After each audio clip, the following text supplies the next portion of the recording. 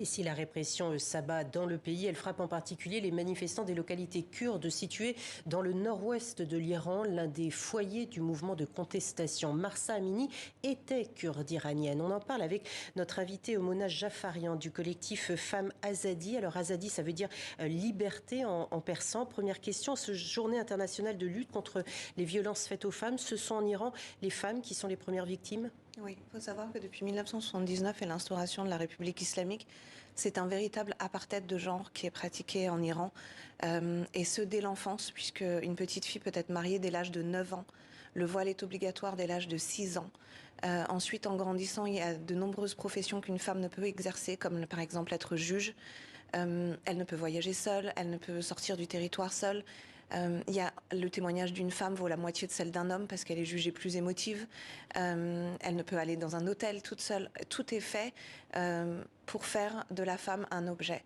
D'ailleurs, les mollahs ne s'en cachent pas du tout, puisqu'il y a un mollah très connu qui a dit à la télévision « La femme est un mouton, traitez-la comme telle ». Donc c'est pour vous donner un aperçu du respect qu'ont ces hommes, ces mollahs. Regard des femmes. Voilà. Pourquoi la région du Kurdistan iranien est-elle traitée différemment par le régime? C'est dans cette région que depuis toujours le pouvoir a été le plus défié? Oui, ma maman est kurde, donc c'est des régions qui ont toujours lutté farouchement contre la République islamique. Il faut savoir que c'est des minorités qui sont pour la plupart sunnites et du coup qui sont jugées comme inférieures par le régime de Téhéran qui est chiite. Et par exemple, ils n'ont pas le droit de donner leur propre prénom. Mahsa s'appelle Gina, mais elle n'a pas eu le droit de porter ce prénom car il est kurde. Donc c'est des gens qui sont vraiment pas considérés. Et la République islamique a essayé de faire croire à tout l'Iran que c'était des séparatistes, qu'ils ne voulaient pas rester au sein de l'Iran. Et aujourd'hui, la révolution est en train de leur prouver et prouver au monde. Et oui, parce qu'il y a une unité telle que jamais. Et un des slogans dit que le Kurdistan est le cœur de l'Iran, et on dit même du Kurdistan à Téhéran, nous donnerons notre vie pour l'Iran. Alors ce collectif Femmes Azadi, c'est spontanément qu'il a été créé justement après le 16 septembre à la mort de Mahsa Amini qui était, je le disais, du Kurdistan iranien. Quel est votre objectif? Que demandez-vous notamment à la France? Le respect des droits de l'homme pour tout le monde. En fait, on aimerait que les choses aillent plus vite et plus fort. On est consciente qu'il y a un deal nucléaire sur la table, mais moi je le dis toujours, s'il n'y avait pas de République islamique, il n'y aurait pas de problématique de deal nucléaire. En fait, il y a un problème parce qu'il y a les mollahs. Un Iran démocratique, c'est un Iran avec lequel on peut parler, avec qui on peut s'asseoir à une table, ça ne sert à rien. Ça fait 20 ans. Si ce n'est que là, avec la répression, justement, le régime des mollahs ne devient plus comment dirais-je, un interlocuteur, justement, pour la question du nucléaire. Pour nous, c'est un État terroriste, c'est-à-dire qu'on attaque les civils avec des armes de guerre. Le viol est utilisé massivement contre des femmes. Il faut savoir que la plupart des femmes qui sont détenues aujourd'hui ont entre 15 et 18 ans.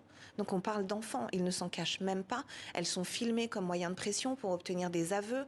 Il y a une jeune femme, Yalda, elle a été battue et torturée pendant 12 jours. Elle s'est suicidée 3 jours après qu'il est libéré. Les violences qui sont faites actuellement en Iran sont indescriptibles et on a 80 millions de journalistes aujourd'hui à l'intérieur de l'Iran qui font parvenir des vidéos de toutes ces exactions. Donc vous demandez à Paris de faire pression politiquement, économiquement, diplomatiquement? Pire, de rompre les relations diplomatiques, de renvoyer l'ambassadeur en Iran. Rompre la relation diplomatique, c'est aussi s'interdire d'avoir un interlocuteur, justement. Il n'y a pas de négociation possible avec les mollahs. Je pense que là, les 10 dernières années nous ont prouvé, regardez là, ils ont recommencé l'enrichissement de l'uranium. En fait, c'est juste une arme de pression pour pouvoir garder le pouvoir. Donc il y a un moment, je pense, quand aucune négociation n'est possible, il faut se dire que le peuple a raison, qu'il faut être derrière le peuple, aider ce peuple, parce que c'est une révolution, c'est pas des révoltes, c'est pas une émeute, et il n'y aura pas de marche arrière possible. Parce que tous ces gens qui sont aujourd'hui dans la rue, toutes ces femmes qui ont fait tomber le voile, demain vous ne pourrez pas leur remettre une police des mœurs et leur dire de retourner